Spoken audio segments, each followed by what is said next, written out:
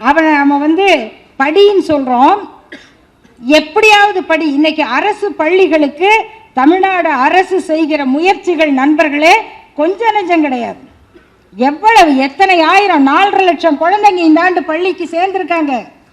இடைநிற்றல் நிறுத்தப்பட்டிருக்கிறது. எப்படியாவது வாங்க படிக்க வைங்க. இன்னைக்கு உலகம் முழுக்க அந்த குழந்தைகளை பார்க்கும் போது, படித்த இளைஞர்களை பார்க்கும் போது, நாங்கள் திராவிடத்தால் படித்தோம் என்பதை மறக்காத அந்த இளைஞர்களை பார்க்கும் பொழுது இனி வரும் உலகம் என்று இந்த தந்தை பெரியார் சொன்னாரே, அந்த உலகத்தை எங்கள் குழந்தைகள் பார்க்கிறார்கள். அந்த உலகத்தில் அவர்கள் வாழுகிறார்கள். அந்த நாகரீகமான உலகத்தில் வாழுகிற தகுதியை இந்த திராவிடம் அவர்களுக்கு கொடுத்திருக்கிறது. அந்த உணர்வோடு அவர்கள் வளர்ந்திருக்கிறார்கள்.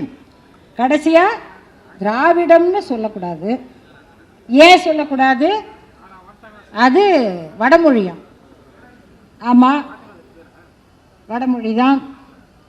சுயமரியாதைங்கிறதும் வடமொழி தான். ஒரு சொல் எதற்கு பொருத்தமானதோ அந்த சொல்லை தேர்ந்தெடுத்து கொள்வதுதான் பகுத்தறிவு. அது தவறு கிடையாது.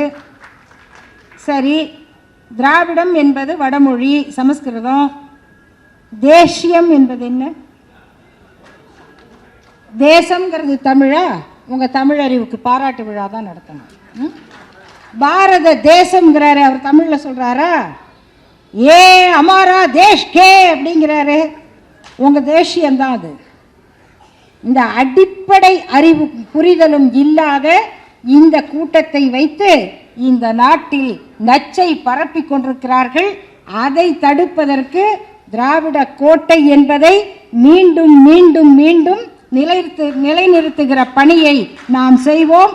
மக்களிடம் நம்முடைய கருத்தை, வரலாற்றை, கொள்கையை தெளிவுபடுத்தினால் போதும்.